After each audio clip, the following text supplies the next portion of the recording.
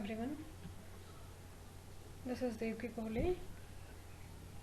आप लोग अच्छे होंगे अपने घरों पर और पढ़ाई भी कर रहे होंगे, ये उम्मीद करती हूँ। लास्ट वीडियो में हमने नोमेनक्लेचर पढ़ा था different classes of organic compounds का, जिसमें हम alkyl halides, alcohols, carboxylic acid, aldehyde, ketones, ethers हम कर चुके थे। सेकेंड पार्ट में हम जो रिमेनिंग ग्रुप्स हैं उनके बारे में पढ़ेंगे कि कैसे उनका नोमेनक्लेचर लिखा जाता है, ताकि कोई भी एग्जाम्पल अगर एग्ज़ाम में आए तो आप उसे अच्छे से लिख सकें और उसे उसका नोमेनक्लेचर लिख सकें जो ठीक है। चलिए, पहला ग्रुप है इस स्लाइड में, वो है एसिड क्लोराइड या एसाइल क्लोराइड्स, हिंदी में अम्ल क्लोराइड बोलते हैं। अम्ल क्लोराइड अभी जो हम कंपाउंड्स पढ़ने जा रहे हैं, इसके बाद कंटिन्यूसली मैं बता दूंगी आपको कहाँ तक, वो सारे के सारे जनरली एसिड कार्बोक्सिलिक एसिड के डेरिवेटिव्स होते हैं। डेरिवेटिव मीन्स व्युत्पन्न होते हैं, अर्थात कि कार्बोक्सिलिक अम्लों में जो COOH ग्रुप है उसका OH समूह हटा करके वहाँ पे कोई दूसरा समूह लगाते हैं तो कार्बोक्सिलिक अम्लों के व्युत्पन्न प्राप्त होती हैं। ठीक है ना। तो जैसे यहाँ पे COOH होगा तो यहाँ पे OH के साथ Cl लगा दिया तो हमें क्या मिले? क्लोराइड्स, अम्ल क्लोराइड्स। अम्ल कहाँ से लिए गए? कार्बोक्सिलिक अम्लों से लिए गए हैं और Cl लगा है, क्लोराइड लगा है, तो इसलिए अम्ल क्लोराइड्स को जनरली बोला जाता है। General formula RCOCl।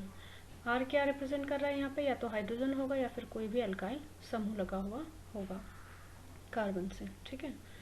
क्रियात्मक समूह यानी कि फंक्शनल ग्रुप को ऐसे लिखेंगे C≡OCl। ठीक है, ये कार्बोनिल समूह है जो एल्डिहाइड्स में, कीटोन्स में और कार्बोक्सिलिक एसिड में पाया जाता है। ठीक है। नेक्स्ट है सेकेंडरी सफिक्स, द्वितीयक अनुलग्न, जो मुख्य क्रियात्मक समूहों के अंत में लिखा जाता है, उसमें लगाएंगे हम ऑयल क्लोराइड। ठीक है। कॉमन नेम्स कैसे लिखेंगे इनका? जो जिस अम्ल का ये व्युत्पन्न है उसका एक एसिड हटा करके लास्ट में आइल क्लोराइड लगा देंगे। ठीक है ना, ठीक है ना, तो वो हो जाएगा उसका कॉमन नेम। ठीक है। जैसे फॉर्मिक एसिड है तो फॉर्मिक इक हटा करके YL लगा देंगे। देखिए जैसे यहाँ पे फॉर्मिक एसिड था तो फॉर्मिक एसिड से इसको बनाया गया है तो नाम हो जाएगा फॉर्मिक, एक हटा के YL लगा दे तो फॉर्माइल हो गया, और क्लोराइड फॉर्माइल क्लोराइड। ठीक है। लेकिन IUPAC नेम में क्या हो जाएगा? एल्केन का E हटाएंगे और ऑयल क्लोराइड लगाएंगे तो नाम हो जाएगा एल्केनॉइल क्लोराइड। ठीक है। जैसे मीथेन है ये वाला, देखिए एक कार्बन है यहाँ पे क्योंकि यहाँ पे हाइड्रोजन है R की जगह पे, तो एक कार्बन की वजह से क्या हो जाएगा? मीथेन, मीथेन का E हटाइए और ऑयल क्लोराइड लगाई, नाम हो जाएगा मीथेनॉइल क्लोराइड। एल्केनॉइल क्लोराइड से मीथेनॉइल क्लोराइड। यहाँ पे दो कार्बन है 1 और 2, तो इथेन से बनाया गया होगा इथेनॉइल क्लोराइड, यानी इथेनॉइक अम्ल से बनाया गया होगा इसको, इथेनॉइल क्लोराइड हो जाएगा। ये 3 कार्बन गए तो प्रोपेनॉइल क्लोराइड, 4 कार्बन होंगे तो 1 2 3 4 ब्यूटेनॉइल क्लोराइड। क्लियर हो गया? वैसे ही यहाँ कॉमन नेम में ये फॉर्माइल क्लोराइड बता दिया था, एसिटिक एसिड से बनाया गया होगा तो एसिटाइल क्लोराइड, YL लगाएंगे और क्लोराइड लगाएंगे, एसिटाइल क्लोराइड। ठीक है, प्रोपेनाइल क्लोराइड। तो इस प्रकार से, लेकिन ये कॉमन नेम में ध्यान रखिएगा, नाम लिखने के लिए IUPAC ही आएगा, तो इसको लिखेंगे एल्केनॉइल क्लोराइड से मीथेनॉइल, इथेनॉइल, प्रोपेनॉइल क्लोराइड। ठीक है। चलिए आगे बढ़ते हैं। नेक्स्ट है एसिड एनहाइड्राइड्स, ये भी कार्बोक्सिलिक अम्लों के व्युत्पन्न है।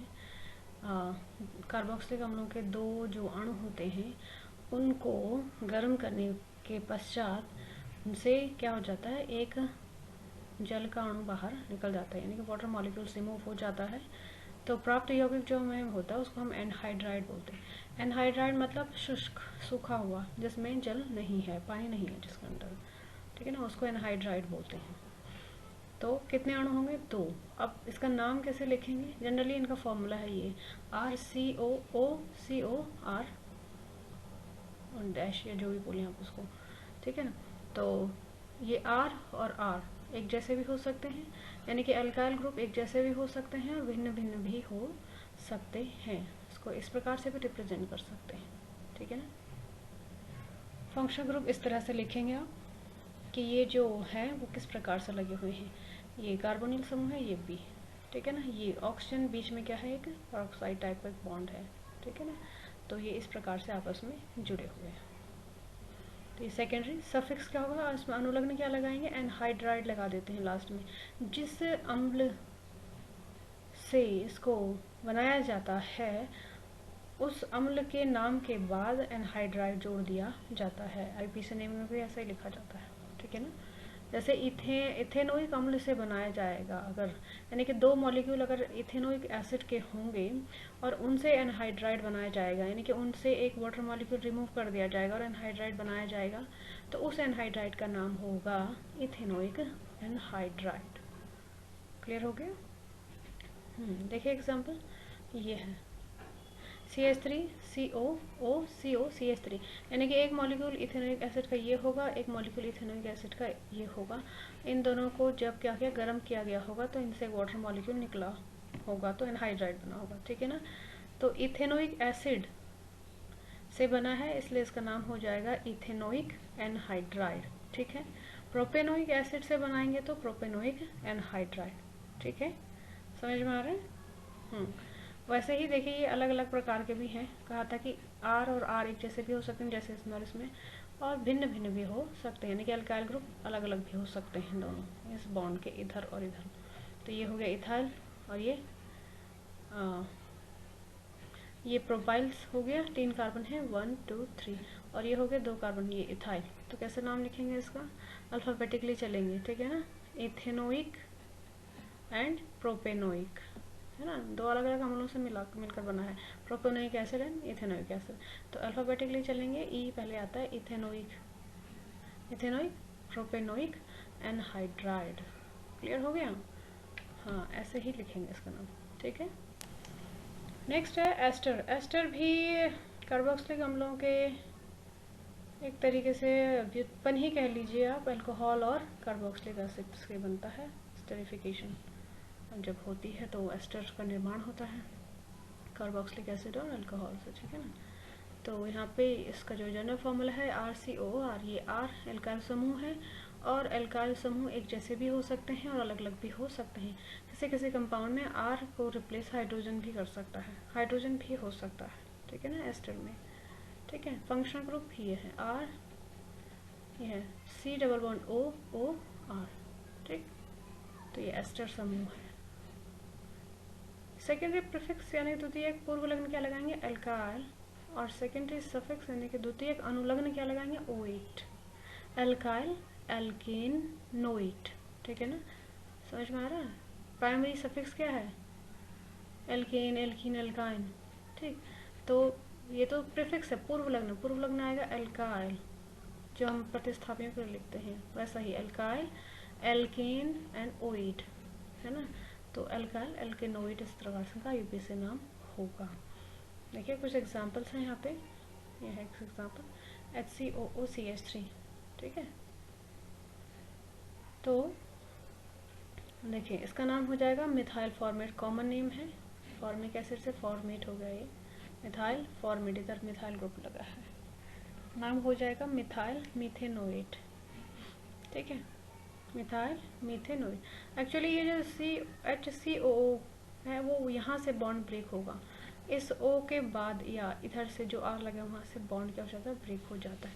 तो जिसके साथ RCOO जाएगा वो तो हो जाएगा OH, उसके साथ OH जाएगा, और जो R जो पहले यहाँ पे बचा था ये वाला, ये हो जाएगा, पहले लिखा जाएगा इसका नाम, ठीक है ना। ये समझ लीजिए कि जैसे यहाँ पे मिथाइल समूह है तो ये एल्काइल लिखा जाएगा और ये वाला एल्केनोइड लिखा जाएगा यहाँ से, ठीक।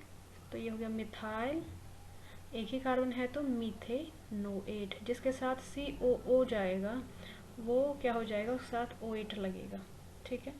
तो एक कार्बन है मीथेन का, E हटाओ OH लगाओ, तो क्या हो जाएगा मीथेनोइड, मिथाइल मीथेनोइड। अब यहाँ देखिए इधर को जाएगा तो ये हो जाएगा मिथाइल इथेनोइड। क्लियर हो गया, ये हो गया हाँ इथाइल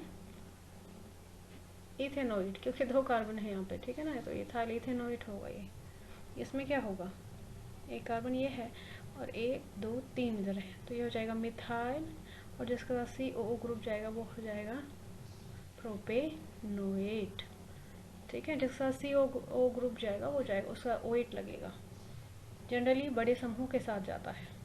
ठीक है, OH किस साथ जाएगा? बड़े अल्काइल समूह के साथ। और छोटे अल्काइल समूह को हम एल्काइल की तरह लिखते हैं, जैसे मिथाइल, इथाइल, इसमें लिखा था हमने। तो इथाइल इथेनोएट, मिथाइल प्रोपेनोएट, ये प्रतिस्थापित पहला प्रीफिक्स लगता है।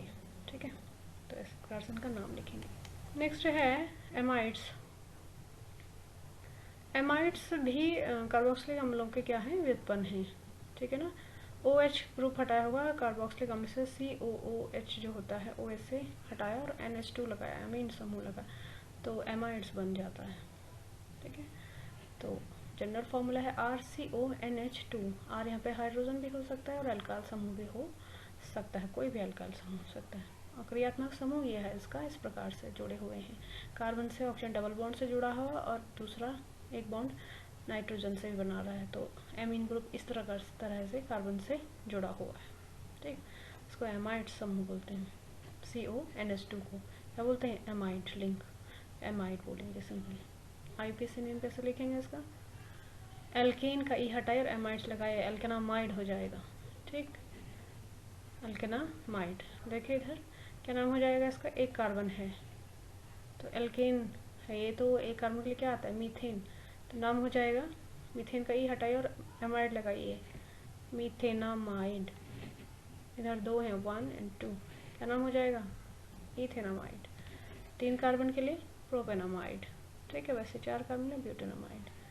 कॉमन नेम है इनको फॉर्मामाइड, एस्टामाइड जैसे लिखते हैं, क्योंकि कार्बोक्सिलिक एसिड से निकले हैं तो फॉर्मिक एसिड, एसिटिक एसिड और प्रोपेनोइक एसिड है ना, तो फॉर्मिक एसिड से फॉर्मामाइड हो जाएगा, एसिटिक एसिड से एसिटामाइड हो जाएगा। लेकिन IUPAC नेम में क्या हो जाएगा? मिथेनामाइड, इथेनामाइड, प्रोपेनामाइड एटसेट्रा एटसेट्रा। ठीक, ओके। नेक्स्ट आते हैं एमीन्स पर। एमीन्स जनरली अमोनिया के डेरिवेटिव्स हैं। जो अमोनिया होता है NH3, उसके जो 3 हाइड्रोजन्स हैं वो रिप्लेसेबल होते हैं। तो अगर किसी एक हाइड्रोजन को रिप्लेस करके वहाँ पर अल्काइल समूह लग रहा है एक हाइड्रोजन से, यानी कि वो जो हाइड्रोजन है उसको कोई मिथाइल समूह या इथाइल समूह, कोई भी अल्काइल समूह उसको रिप्लेस कर रहा है और खुद वहाँ पे आ रहा है, तो वो प्राथमिक एमीन कहलाएगा, अगर एक कार्बन से नाइट्रोजन जुड़ रहा है तो। ठीक है, तो उसको हम कहते हैं प्राथमिक एमीन। क्लियर हो गया? इस प्रकार से देखिए, ये कार्बन, अल्काइल समूह और 2 हाइड्रोजन, यानी कि नाइट्रोजन एक कार्बन से जुड़ा होगा और 2 हाइड्रोजनों से जुड़ा होगा, उसको हम प्राथमिक एमीन कहेंगे, प्राइमरी एमीन कहेंगे। ठीक है, कॉमन नेम्स जो इसका जनरल फॉर्मूला वो है RNH2, फंक्शनल ग्रुप है इसमें बॉन्ड NH2। ठीक है, सेकेंडरी सफिक्स यानी कि अनुलग्न आएगा एमीन, और कॉमन नेम है अल्काइल एमीन या अमीनो एल्केन भी कहते हैं इनको। लेकिन IUPAC नेम हो जाएगा एल्केन का ई हटाया और एमीन लगाया तो एल्केनामीन हो जाएगा, एल्केनामाइन भी पढ़ सकते हैं। क्लियर हो गया? हाँ, कुछ एग्जाम्पल यहाँ पे देखिए, CH3NH2, CH3NH2 ये यहाँ पे लिखा हुआ है, क्या नाम हो जाएगा इसका? ये कौन सा एल्केन होगा? पहले मीथेन, तो मीथेन का ई हटाया और एमीन लगाया, क्या बन जाएगा? मीथेनामीन। ये देखिए मीथेनामीन, 2 होंगे तो CH3CH2NH2 इथेनामीन। 3 कार्बन की चेन होगी तो CH3CH2CH2NH2, तो प्रोपेन नामीन या प्रोपेन 1 एमीन। ब्यूटेन के लिए 4 कार्बन के लिए ब्यूटेनामीन या ब्यूटेन 1 एमीन होगा। ठीक है, इस प्रकार से प्राथमिक या प्राइमरी एमीन्स का हम नामकरण लिखेंगे। नेक्स्ट है सेकेंडरी एमीन, यानी कि जो अमोनिया है उसके 2 हाइड्रोजन 2 अल्काइल समूहों से क्या हो रहे हैं? प्रतिस्थापन उसका उनका हो रहा है, यानी कि 2 हाइड्रोजन बाहर जाएंगे और उनकी जगह पर 2 अल्काइल समूह आएंगे। 2 अल्काइल समूह एक जैसे भी हो सकते हैं और 2 अल्काइल समूह भिन्न भिन्न भी हो सकते हैं। ठीक है ना, देखिए जनरल फॉर्मूला इसका RNHR, ये अलग अल्काइल समूह बता रहा है और ये अलग बता रहा है। ठीक है, एक जैसे भी हो सकते हैं, भिन्न भिन्न भी हो सकते हैं। फंक्शनल ग्रुप है डबल बॉन्ड NH, तो ये हो जाएगा इम्यूनो, इम्यूनो बोलते हैं। NH2 बॉन्ड क्या हो गया? एमीन, और ये इम्यूनो कहलाएगा।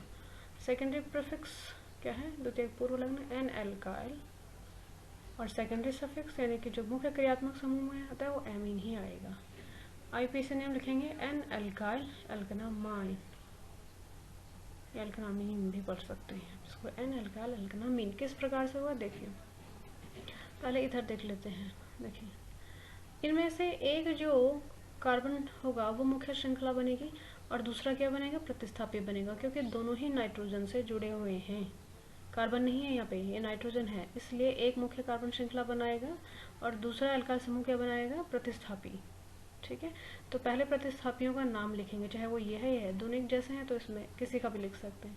तो ये हो जाएगा N methyl methanamine, N alkyl alkanamine कहा था तो ये हो जाएगा N capital N, N dash methyl methanamine. देखिए एन मिथाइल मेथेनामीन, क्लियर हो गया। ओके,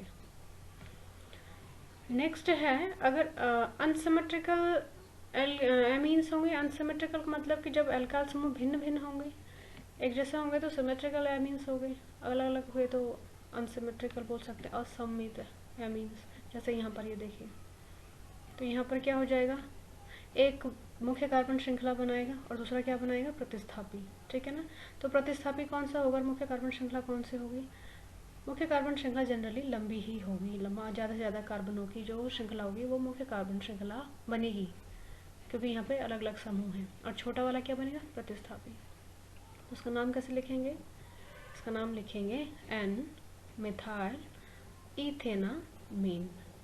क्लियर हो गया, एन मिथाइल, ठीक है ना, ये है एन मिथाइल इथेनामीन या इथेनामाइन। समझ में आ रहा है। तो ये प्रतिस्थापी है और ये मुख्य कार्बन श्रृंखला। तो मुख्य कार्बन श्रृंखला के साथ क्या लगता है, मुख्य क्रियात्मक समूह का अनुलग्न लगता है। तो ये इथेन है तो क्या हो जाएगा, इथेनामीन हो जाएगा। और ये प्रतिस्थापी पहले एन मिथाइल, क्लियर हो गया। हाँ, उसके बाद नेक्स्ट चलते हैं। देखिए 1 2 3 4 5 6 के बाद एन इथाइल ब्यूटेनामीन, क्योंकि 4 कार्बन की है, इधर 4 हैं, इधर कितने हैं, 2 हैं, तो ये हो जाएगा एन इथाइल ब्यूटेनामीन हो जाएगा। क्लियर हो गया। ओके, चलिए आगे चलते हैं जरा। टर्सरी एमीन्स देखें। टर्सरी एमीन्स मतलब जो अमोनिया के तीनों हाइड्रोजन हैं वो एल्काइल समूहों के द्वारा प्रतिस्थापित कर दिए गए हैं, रिप्लेस कर दिए गए हैं, तो तब तृतीयक एमीन बनते हैं, टर्सरी एमीन्स बनते हैं। और तीनों ही एल्काइल समूह एक जैसे भी हो सकते हैं, ये और ये और ये, या यहाँ देख लीजिए, या भिन्न भिन्न भी हो सकते हैं।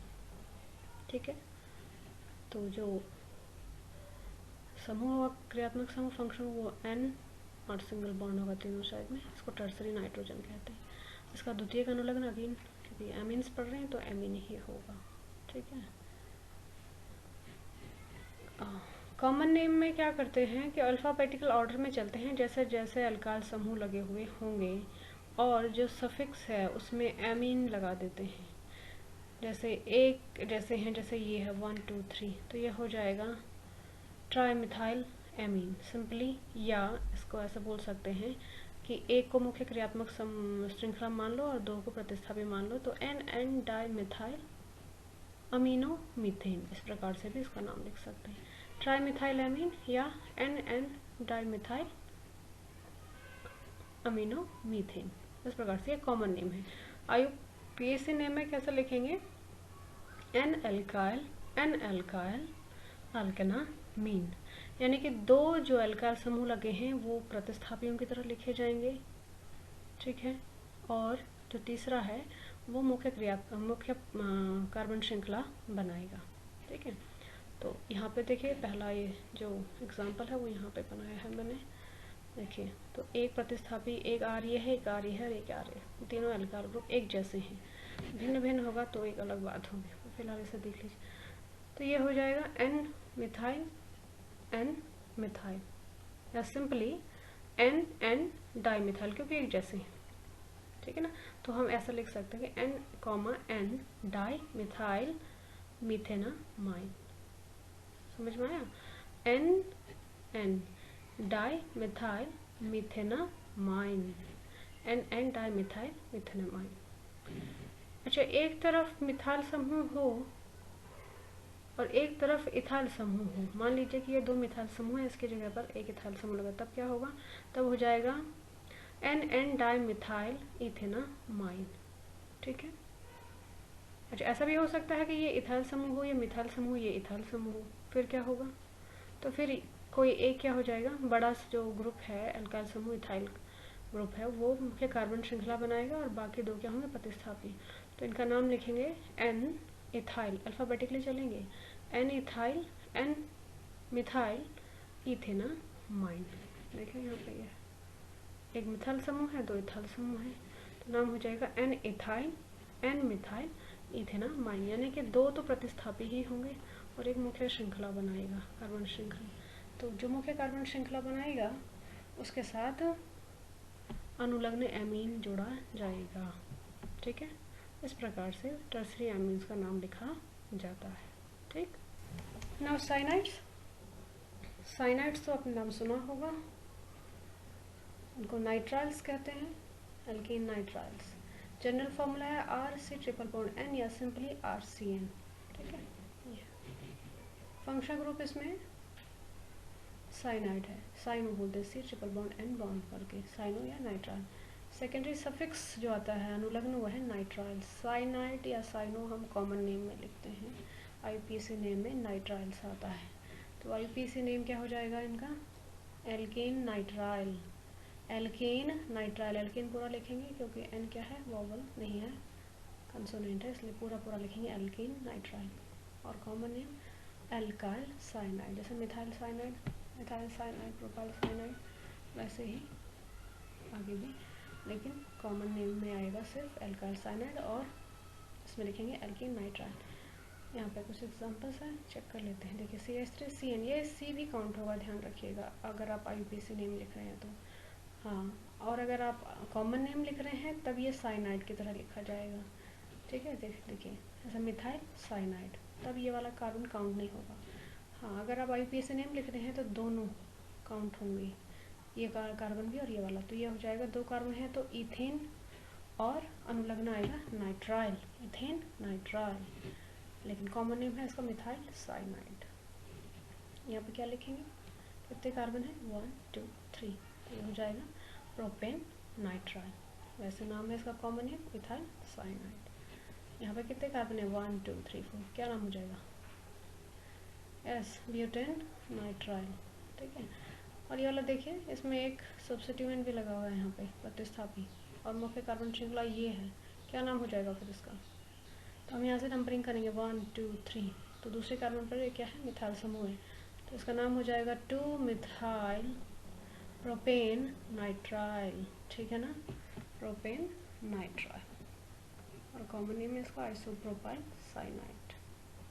ठीक, तो इस प्रकार से इनका नाम। नेक्स्ट है इसमें आइसोसाइनाइड। आइसोसाइनाइड भी एक ग्रुप है कंपाउंड्स का, इसका जनरल फार्मूला है RC≡N। इसी प्रकार से इसका जनरल फार्मूला है, लेकिन अगर फंक्शनल ग्रुप देखें तो इस प्रकार से नाइट्रोजन किससे जुड़ा हुआ है? एल्काइल समूह से जुड़ा हुआ है। एक्चुअली ये जो यहाँ पे C है, जो एक्चुअल में नाइट्रोजन एल्काइल समूह से जुड़ा हुआ है, और नाइट्रोजन ये जो तीर का जैसा निशान है, इसका मतलब ये है कि इसके जो लोन पेयर्स हैं वो कार्बन को दे रहा है। तो ये बॉन्ड क्या है? ऑल्टरनेटिवली शिफ्ट होते रहते हैं, जैसे यहाँ पर दिखाया। देखिए, अगर दोनों है अपने लोन पे इलेक्ट्रॉन इसे दे देता है तो इस पर नेगेटिव चार्ज आएगा, इस पर पॉजिटिव चार्ज आएगा, और साइमल्टेनियसली ये जो नेगेटिव चार्ज है वो अगर इधर आता है तो ये वाले इलेक्ट्रॉन इधर शिफ्ट हो जाएंगे, ये पॉजिटिव चार्ज हट जाएगा। ठीक है, तो इस प्रकार से कि एल्काइल समूह से नाइट्रोजन सीधे सीधे जुड़ा हुआ है, तो इनको आइसोनाइट्राइल्स या आइसोसाइनाइड्स कहते हैं। सेकेंडरी सफिक्स क्या है इसमें? आइसोसाइनाइड और आइसोनाइट्राइल्स। ठीक है, कॉमन नेम में इनको आइसोसाइनाइड या कार्बिलएमीन्स बोलते हैं, कार्बाइलएमीन या कार्बिलएमीन्स ऐसे पढ़ते हैं इनको, है ना। कार्बिलएमीन टेस्ट भी सुना होगा आपने एमीन्स के लिए। ठीक है, तो यहाँ पे कॉमन नेम में आइसोसाइनाइड लिखते हैं या कार्बिलएमीन्स लिखते हैं। ठीक है, IUPAC नेम में इनका कोई IUPAC नेम नहीं है जनरली, आइसोनाइट्राइल्स ही बोलते हैं, ठीक है ना। तो आइसोसाइनाइड या आइसोनाइट्राइल्स दोनों एक ही लिखेंगे। देखिए फॉर्मूला ये है CH3NC, तो ये हो जाएगा मिथाइल आइसोसाइनाइड, कॉमन नेम है इसका। और IPAC नेम क्या हो जाएगा, मिथाइल आइसोनाइट्राइल्स, क्योंकि साइनाइड तो लिख नहीं सकते, तो आइसोसाइनाइड है तो साइनाइड तो सिर्फ कॉमन नेम में आता है, IPAC नेम में क्या आता है, नाइट्राइल्स आता है, तो नाम हो जाएगा मिथाइल आइसोनाइट्राइल। 2 कार्बन जुड़े हैं यहाँ, तो ये हो जाएगा इथाइल आइसोनाइट्राइल। ध्यान रखिएगा ये इस वक्त काउंट नहीं होगा, क्योंकि ये एक कंटिन्यूस चेन नहीं बना रहा है, बीच में नाइट्रोजन एटम है, ठीक है, इसलिए इथाइल आइसोनाइट्राइल। ठीक, ये हो जाएगा 1 2 3 कार्बन का, तो ये हो जाएगा प्रोपाइल आइसोनाइट्राइल। इस प्रकार से इनका नाम लिखेंगे, ठीक है ना। तो आइसोनाइट्राइल्स, मिथाइल आइसोनाइट्राइल, इथाइल आइसोनाइट्राइल और प्रोपाइल आइसोनाइट्रा, इस प्रकार से इनका नाम लिखेंगे। जो कॉमन नेम्स हैं लगभग वैसे ही क्या हैं, IPAC नेम भी हैं, लेकिन थोड़ा सा अंतर इतना है कि वहाँ साइनाइड का हम यूज़ करते हैं, इधर हम नाइट्राइल्स का यूज़ करते हैं, बस इतना ही फ़र्क है, ठीक है ना। चलिए नेक्स्ट देखते हैं। तो सभी कंपाउंड्स आपके क्या हैं, कवर हो चुके हैं इस टॉपिक में। और अगर आपको कुछ प्रॉब्लम है फिर भी नामकरण लिखने में, नॉमेनक्लेचर लिखने में, तो आप पूछ सकते हैं, कमेंट सेक्शन में लिख सकते हैं। ज़्यादा अच्छा होगा कि आप ज़्यादा से ज़्यादा एग्जाम्पल्स जो हैं अपनी बुक से उससे प्रैक्टिस करें, तो आपके जो डाउट्स हैं वो क्लियर हो जाएंगे। फिर भी अगर कुछ प्रॉब्लम हो तो आप पूछ सकते हैं, ठीक है ना। ओके, तब तक के लिए नेक्स्ट वीडियो जब तक हम अपलोड करते हैं तब तक आप अपना ख्याल रखें, अपने घर पे रखें और स्वस्थ रहें, खुश रहें। चलिए, थैंक यू वेरी मच।